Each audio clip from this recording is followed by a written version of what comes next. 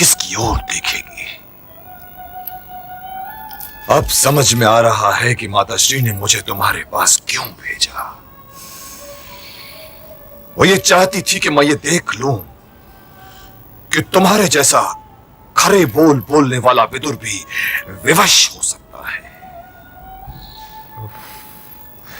समय लगता है कि हम होनी को अनहोनी नहीं कर पाएंगे विदुर। पता है। और मेरा दुर्भाग्य यह है कि यदि युद्ध हुआ तो मैं शकुनी के साथ खड़ा हुआ दिखाई दूंगा। भगवान, क्या मेरे भाग्य में यह अपमान भी लिखा हुआ है?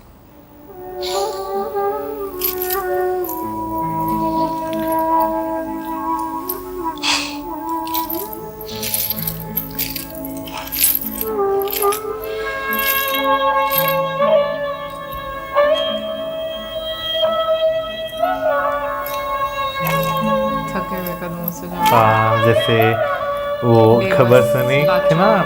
जब खबर सुनी थी पांडव की मृत्यु की। तुमने आज भारतवर्ष के सबसे घने और छतनार वृक्ष को गिरते हुए देखा है प्रिय। और ये वृक्ष टूटकर मेरे ही हृदय पे गिरा है, मेरे ही हृदय पे गिरा है। वासुदेव कृष्ण भी युद्ध में फंसे हुए हैं, वरना उन्हीं से कहता, उन्हीं से कहता। ऐसे अपराधों के लिए दंड नहीं दिया जाता पांचाली। ऐसे अपराधों के लिए हस्तिनापुर के महामंत्री महात्मा विदुर पधार रहे हैं।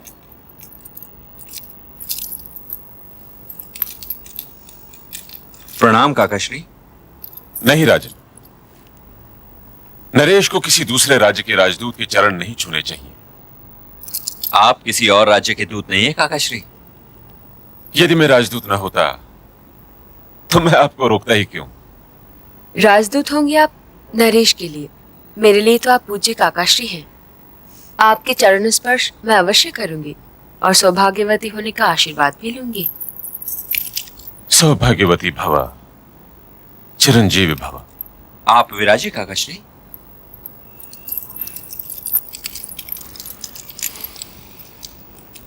विराजे काकाश्री। विराजी।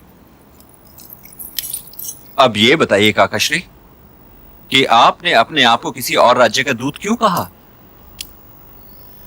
हस्तिनापुर और इंद्रप्रस्थ दो अलग अलग स्वतंत्र राज्य हैं नरेश, और मैं हस्तिनापुर का महामंत्री। वहां सब कुशल तो है ना? कुशलता तो एक अमोघ शब्द है, और स्वयं में कोई परम मूल्य नहीं। कुशलता को तो केवल परिस्थितियों की तुला पर ही तोला जा सकता है। तो वहां सब लोग कुशल हैं भी नहीं भी। और कुशल नहीं भी हैं।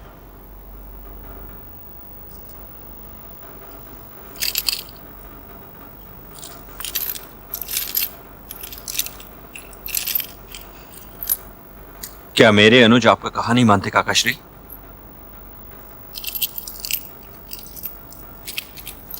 नरेश को किसी राजदूत से ऐसे प्रश्न करना शोभा नहीं देता। फिर भी आपने पूछ लिया तो उत्तर देना मेरा कर्तव्य हो जाता है।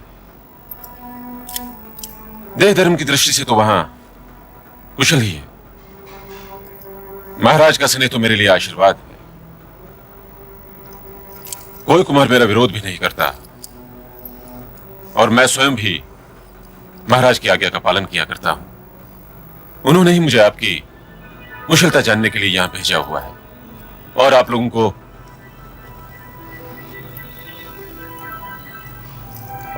हस्तिनापुर में युवराज दुर्योधन के साथ द्यूत क्रीड़ा करने के लिए आमंत्रित किया है।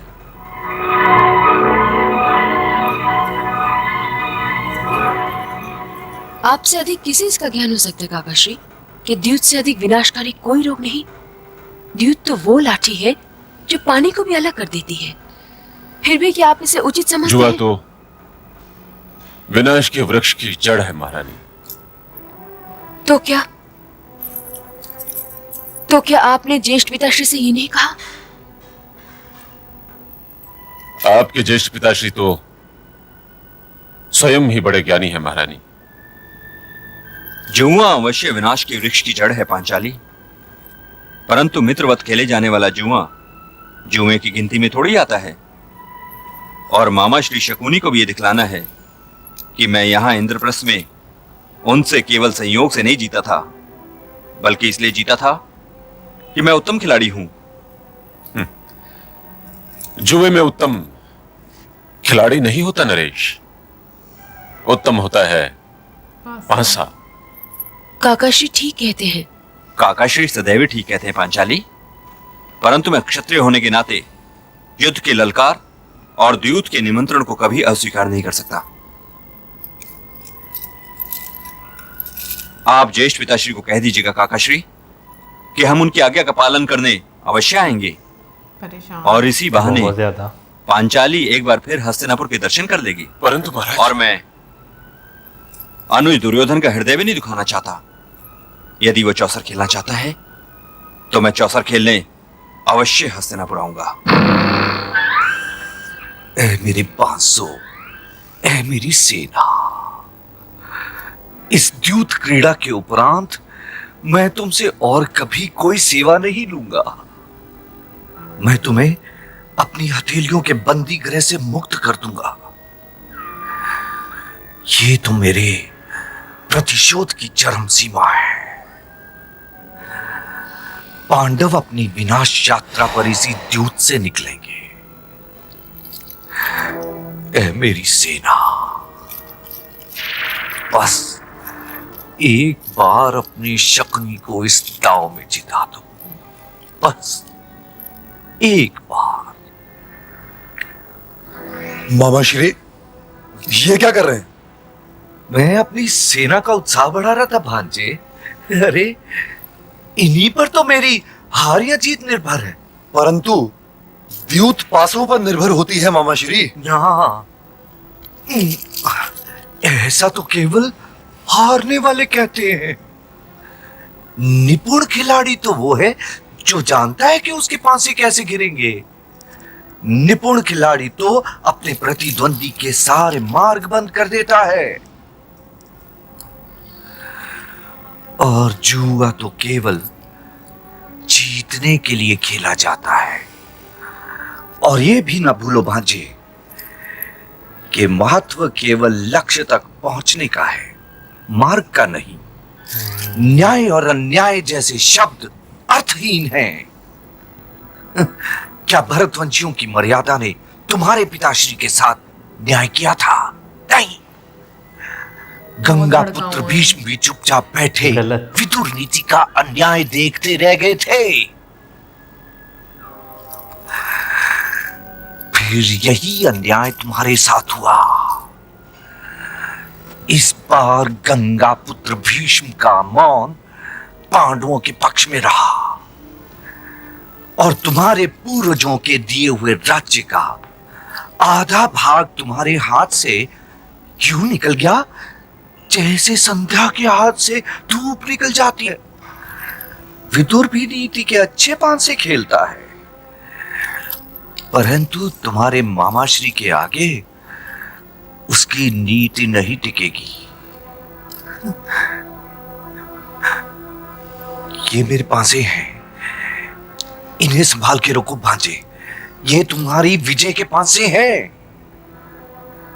जब द्यूत आरंभ हो जाए तो इन्हें मेरे हाथ में देकर कहना कि मेरी ओर से मामाश्री खेलेंगे और इन्हीं 500 का प्रयोग करेंगे, ताकि कोई भी कपट का आरोप न लगा सके। मैं समझा नहीं मामा श्री। अरे वो दासी पुत्र विदुर मुझे अपने 500 के साथ नहीं खेलने देगा भांजे, कभी नहीं खेलने देगा। परंतु तुम चिंता बिल्कुल ना करना, क्योंकि अब तुम्हें रातों में जगाने वाले दिन सदा के लिए समाप्त होने ही वाले हैं। इसलिए जाओ और चैन की नींद सो जाओ भांजे, चैन की नींद। अब तो पांडवों और उनके शुभ चिंतकों की नींद उड़ने की ऋतु आने वाली है भांजे। सम्राट युधिष्ठिर। छल ही छल का देवता, छल ही छल का पाप, डर ही डर को पूजता, डर कर अपने आप, डर कर अपने आप। आज की एपिसोड में तो विदुर नीति भी नहीं चल रही। भाई देखिए, विदुर ने खुद जो है वो अपने मुंह से कह दिया है कि भाई टाइम के साथ साथ आपको अपनी नीति जो है वो अपडेट जो है वो करनी चाहिए, क्योंकि वो बहुत ज़्यादा ज़रूरी होती है। क्योंकि आज उन्हें जो है ना वाकई जो मामा श्री की चाल है उसके आगे अपनी बेबसी जो है महसूस हो रही है। क्योंकि वाकई मामा जी की अगर चाल की बात कीजिए, अभी तक जिस तरह उन्हें पासे भी बदल दिए हैं, भाई बहुत ज़्यादा दिमाग लगा कर वो चीज़ें प्लान कर रहे हैं। और सबको पता चल गया है कि भाई अब जो है ना वो युद्ध दरवाजे पे दस्तक देना शुरू हो गया है, लेकिन जो है दरवाज़ा भी खोल नहीं रहे। मतलब अगर हम लोग पिछले कुछ एपिसोड्स की बात करें तो युद्ध की बात वहां से ही शुरू हो गई थी, लेकिन ये कि हर एपिसोड में दिखाया जा रहा था कि हाँ टाला जा रहा है। और वाकई में ये चीज़ हकीकत है कि जो शुभ चिंतक होते हैं हाँ। उनको वाकई में ज़्यादा प्रॉब्लम्स फेस करनी पड़ती हैं और उन पर इस तरह का एक बर्डन डाल दिया जाता है कि वो विवश हो जाते हैं कि उनके पास कोई ऑप्शन ही नहीं रहता कुछ और करने का। और जो मैंने देखा कि जो नेगेटिव लोग होते हैं वो अपनी मर्यादा हमेशा उल्लंघ देते हैं, क्योंकि वो अपनी बाउंड्रीज सेट ही नहीं करते और कोई उनको रोक ही नहीं पाता। बिल्कुल ये हकीकत है। आम बंदे की अगर बात करें तो वो जो है भाई एक बाउंड्री सेट करके बैठ जाता है कि भाई इससे आगे हम जो है वो नहीं बढ़ सकते। लेकिन अगर देखा जाए तो मेरा ख्याल है कि भाई आपको जो है ना, जैसे विदुर की यहाँ पे फिर वही बात आती है कि भैया आपको अपने आप को अपडेट करना चाहिए, अपनी बाउंड्रीज जो है वो थोड़ी एक्सीड करनी चाहिए ताकि आपके लिए जो है ना आसानियाँ पैदा हों। बिल्कुल, क्योंकि अगर मेरा ख्याल में अभी यहाँ पर जैसे लास्ट में सॉन्ग भी चलता है तो प्रॉपर, खैर उसका मुझे इतना ज़्यादा मैं कहूँगी मीनिंग मुझे समझ में नहीं आया। बट एक चीज़ मेरे जहन में आई कि जब लास्ट में जब युद्ध होता है तो उस टाइम पर मुझे ऐसा लग रहा है कि मैंने ये बात सुनी हुई है, अगर मैं गलत हूँ तो प्लीज़ करेक्ट कीजिएगा, कि जो कृष्ण जी हैं वो ये बात बोलते हैं कि छल का जो लाइक ऑपोजिट नहीं, मतलब जो छल कर रहा है उसके साथ वैसे ही चला जाएगा ना, छल करना पड़ेगा। आई थिंक किसी एक पॉइंट ये मेरा ख्याल हमने उस पे सुना था, जो महाभारत की हमने वो क्लिप देखा था ना कुरुक्षेत्र का, उसमें मेरा ख्याल है शायद हमने सुना लेकिन था। मुझे लगता है मैंने कहीं पर सुना है। सो कमेंट सेक्शन में ये ज़रूर बताइएगा।